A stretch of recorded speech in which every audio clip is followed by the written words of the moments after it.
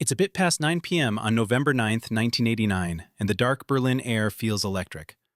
A lone East German guard lifts a phone, listens, and, almost in slow motion, shrugs. Then he steps aside and waves the crowd forward. In seconds, thousands of East Berliners pour through the Bornholmerstrasse checkpoint.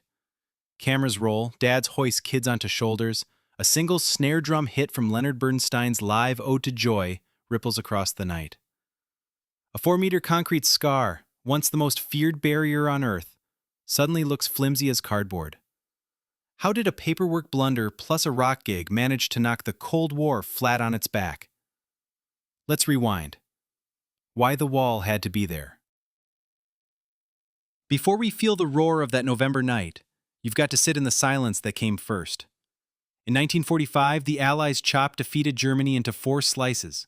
Berlin, deep inside the Soviet zone, got quartered too. By 1949, 2 rival Germanys stared each other down. The Federal Republic, West Germany, flush with Marshall Cash, Beatles records, and VWs. And the German Democratic Republic, East Germany, run by the Socialist Unity Party and propped up by Soviet armor. Between 1949 and 1961, roughly 2.7 million East Germans decided the West looked a lot better and simply strolled across the sector borders in Berlin. Walter Ulbricht called it the Republic's hemorrhage. On the night of August 12, 1961, he gave the order.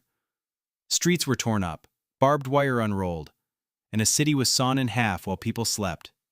Imagine waking up and finding your favorite bakery suddenly off limits because it's now on the wrong side of a brand new wall. That's what happened to Berliners.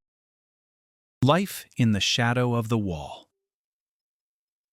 For the next 28 years, the wall grew, from barbed wire to concrete, to a 140-kilometer tangle of floodlights, dogs, and shoot-to-kill orders.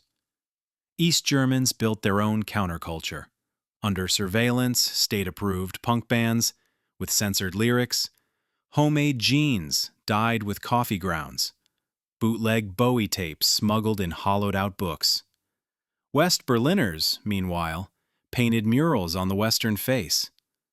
The most famous one pleads, "My God, help me survive this deadly love." The joke?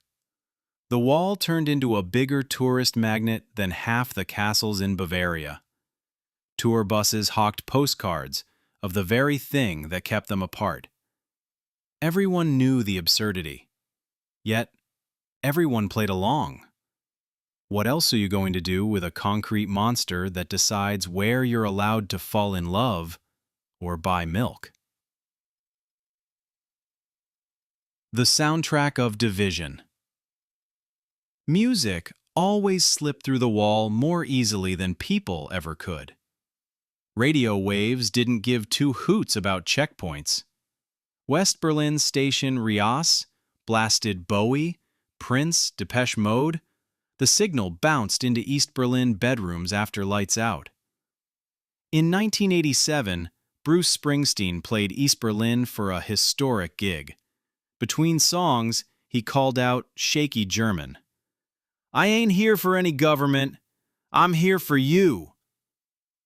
160,000 East Germans belted Born in the USA, not as some chest-beating anthem, but as a howl for freedom. That gig cracked something in the psyche. Afterwards, more people applied for exit visas. More showed up for Monday peace vigils in Leipzig. The regime started to feel like a band whose audience had stopped clapping. The mistake that changed everything. Flash forward to October 1989. Hungary has already sliced its barbed wire border with Austria, opening a leak in the Iron Curtain. East Germans are slipping out through Czechoslovakia, camping in the West German embassy in Prague. Pressure's rising. On November 9th, the Politburo decides to announce looser travel rules, meant to kick in the next morning. Politburo member Günter Schabowski handed a note minutes before a live press conference, misreads the memo, and says the new rules are, Effective immediately, without delay. Reporters stare, stunned. An Italian correspondent asks, "When does this take effect?" Shabolsky shuffles papers, coughs, and says, "To my knowledge, it's effective immediately." Within the hour, the news crawl under West German TV reads, "East Berlin opens its borders." The night the world sat up straight. By 10:30 p.m., East Berliners are walking toward Bornholmerstrasse, passports shaking in their hands. The guards have no orders to open up, but they also have no orders to shoot. A senior officer surveys the swelling mass, torchlight flickering across thousands of faces, and does the maths: let them through or risk a massacre. At 11:30, the barrier lifts. East meets West, not with diplomatic speeches, but with beer bottles passed through chain-link fences. TV crews from ARD, ZDF, CNN, and the BBC beam it live. I was 8, watching from Grandma's living room in Toronto. She kept yelling, turn it up," as if the wall might slide back into place if we muted the telly.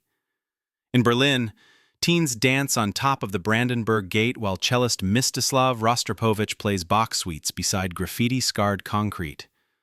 Somewhere in the distance, David Hasselhoff croons "Looking for Freedom" wearing a piano key scarf. It's cheesy, glorious, perfect. Music becomes the bridge.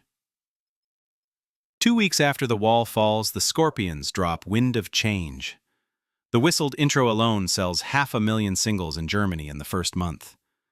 By 1991, it's become the unofficial anthem of the Cold War's end, spun from Moscow to Los Angeles. But the smaller moments matter too. An East Berlin DJ imports his first crate of vinyl from West Berlin's Hard Wax record shop. Techno, once banned, now powers underground raves in empty factories. MTV Europe launches in August 1990, with a montage of Berliners tearing out chunks of wall captioned, "Smells like Freedom." Western fashion brands, Levi's, Swatch, Nike, set up pop-ups at Potsdamer Platz and are mobbed by East Berliners clutching crisp 100 DM welcome money. The cultural flood isn't one way. East German bands like Silly and Feeling B suddenly tour the West, bringing Aussie grit to glossy Western clubs. The wall had stopped bullets but never sound. Now it topples, and music rushes into the vacuum. Television turns memory into myth. In 1990, PBS airs The Night the Wall Came Down, a documentary shot entirely on handheld cameras by citizens. It wins an Emmy and becomes required viewing in U.S. civics classes. Meanwhile, German broadcaster WDR creates a daily soap called Mitten im Leben, In the Middle of Life, about two families split by the wall, reuniting in real time as the city reunites. Ratings soar.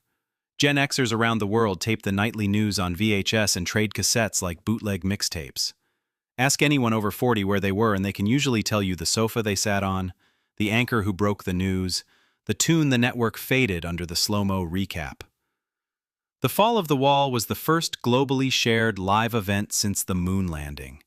Only this time, the hero was an entire city dancing. Personal echoes. I got in touch with Dr. Petra Richter, who was a 23-year-old medical student in East Berlin in 1989. She said, "I came home from my shift at Charité Hospital, and my mom said, 'Pack your ID, we're going west.' I thought she meant West Berlin. We lived in Mitte, 10 minutes away. But she meant West Germany.